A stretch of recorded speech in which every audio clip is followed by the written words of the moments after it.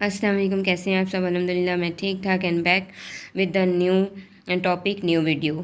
Topic's number is 2.5 and the name is Let's Sum Up. What about we will sum up? So we will sum up in this video about the Narayan's story and troubles, and in this paragraph, in this video, we are going to learn about the Narayan's traits, whatever he was having in his mind, and what was his principle and what he wanted to show us from his writing. Okay, so let's start without any further delay. Narayan wrote that it was one of his principle in telling his stories. Narayan ने लिखा है कि ये जो इनके उसूलों में से एक उसूल था कि कहानी को कहते हुए, या जब वो कहानी कहते हैं या लिखते हैं, to compress the range of observation and subject the particle to an intense scrutiny. ठीक है, वो घेरे में लेते हैं, वो चीज़ों को अपने नज़रिए के अंदर लेते हैं, अपने नज़रिए से जांच पड़ताल करते हैं, गहरी जांच पड़ताल करते हैं. छोटी से छोटी चीज़ को वो यानी कि उसका एक्सप्लेन करते हैं अच्छी तरीके से, या वो उसको समझा रहे होते हैं इस तरीके से कि वो जो है वही दिखे, उसको वो प्रिटेंड ना करें. ठीक है.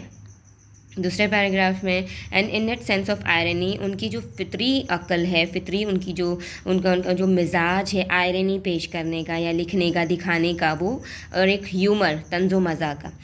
एक तो जो चीज़ें हैं उसको उन्होंने इस तरीके से लिखा है कि वो प्रॉब्लम भी सामने ज़ाहिर हो जाए. As we all knew about our previous story engine trouble, whatever the character was facing. Okay, and the social scenario was also in before us when we were reading our story, and we were understanding the problem, the mental scenario also, and what was the character's problem, what he was facing, what he was feeling. तो बहुत ही अच्छी तरीके से उस किरदार के अंदर हमारे जो राइटर ने बातों को समझाने की कोशिश की है, और सच बताते हैं वो, यानी कि वो उसको सही बोलते हुए आगे बढ़ते हैं, उसको वो नकल नहीं करने की कोशिश करते हैं. And the complete absence of pomposity and pretence is what makes Narayan the writer he is. जो राइटर वो हैं, जो लेखक वो हैं, जो लिखने वाले वो हैं, नारायण, ये सारी क्वालिटीज़ जो हैं वो उन्हें एक लेखक बनाती हैं. इन क्वालिटीज़ की वजह से ही वो एक राइटर हैं.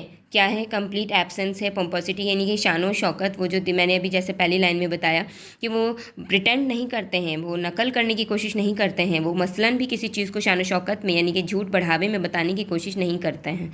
ठीक है. Humoured irony as a firm ally of serious moral concern creates thoughtful fiction which has its center in Malgudi but has a circumference embracing the entire human condition. जो तंज़ो मज़ा है वो एक मज़बूत इत्तेहादी तरीके से, वो सीरियस मोरल कंसर्न है जो फ़िक्शन को क्रिएट करता है, सोची समझे फ़िक्शन को वो बना रहा है, ये सारी चीज़ें बना रही हैं. जब वो मालगुडी लिख रहे हैं, हम लोगों ने मालगुडी पढ़ी है अपने 10th के एग्ज़ाम में. मालगुडी काफ़ी अच्छी तरीके से हम लोगों ने पढ़ी है. वो भी एक सोशल सिनारियो को ये वो कहानी भी शो कर रही है. ये सारी चीज़ें जो हैं थॉटफुल फिक्शन क्रिएट कर रही हैं. Humoured irony, firmly of serious moral concern, इखलाकी फ़िक्र को जो अभी हमारे माशरे में चल रही होती है, जो प्रॉब्लम चल रही होती है, उसको लेकर के वो लिख रहे होते हैं, और एक इत्तेहादी तरीके से लेकर के चल रहे होते हैं. वो इधर उधर फिर भटकते नहीं हैं कि कौन सी चीज़ को किस तरीके से दिखाना चाहिए. वो इस तरीके से चलते हैं कि कौन से प्रॉब्लम को किस तरीके से जोड़ करके दिखानी चाहिए. एंटायर ह्यूमन कंडीशन, पूरी इंसानी हालत जो है वो इस चीज़ को घेर में ले कर के दिखा रहे हैं, एम्ब्रेस कर रहे हैं. ठीक है. मालगुडी में ये चीज़ है बहुत अच्छी तरीके से. Irony is like shot silk showing different colours as it catches the light at different angles. Irony यहाँ पे क्या बताया गया है कि एक छोटे से सिल्क के टुकड़े की जैसा है जो बहुत सारे कलर्स को अपने अंदर समेट ले रहा है और दिखाने की कोशिश कर रहा है. यानी कि वो अपने वो लिख करके वो प्रॉब्लम्स को दिखा रहे हैं, मसले मसाइल को दिखा रहे हैं. ठीक है. And Narayan is above all a master of irony.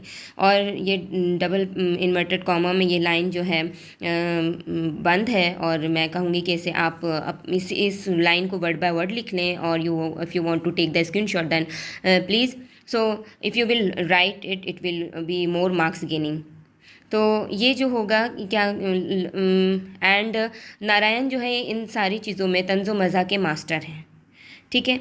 तो मैं इस वीडियो को ये 2 पैराग्राफ में कंटेम्पलेट करके ख़त्म करूँगी और sequentially my whole paragraph will be uploaded, तो you will easily can find it. Okay, so आज के लिए इतना ही। जज़ाकल्लाह। अगर नहीं समझ में आई है कहीं भी कोई लाइन, कहीं भी कोई word, then come to comment section and tell me, I will explain it again.